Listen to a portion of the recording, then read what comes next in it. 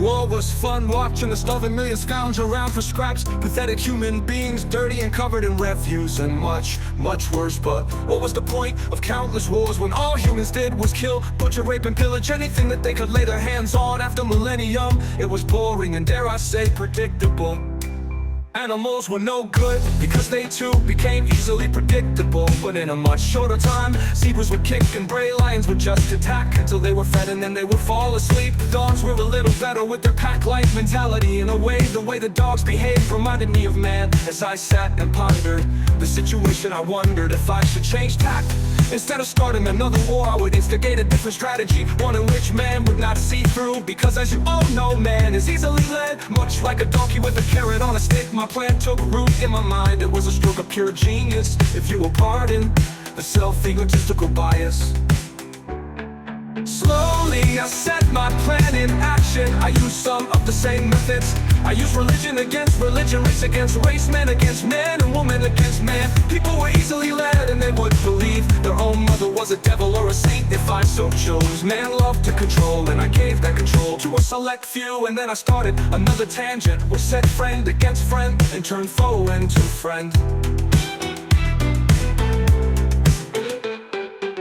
I laughed at man's stupidity for their wanting to believe anything. At the drop of a hat, I chose one man to lead man's biggest country. He thought that he had won fair and square, but that was far from the truth. That even before his boots had been set outside of his new abode, I started to play the other players in my game. I changed the rules as I saw fit, and still man didn't realize that he was being played. The populace of the many countries believed their leaders, because that is what sheep do, follow their leader.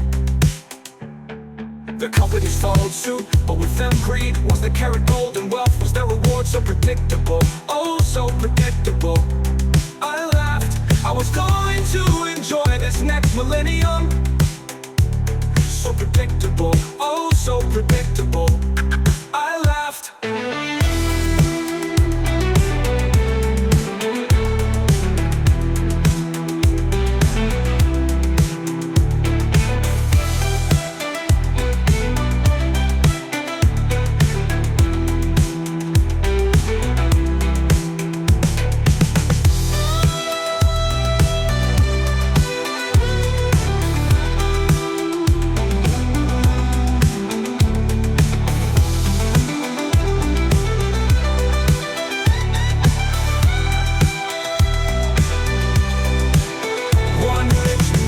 Would not see through, because as you all know, man is easily led, much like a donkey with a carrot on a stick. My plan took root, and my plan took root. In my mind it was a stroke, in my mind it was a stroke of pure genius.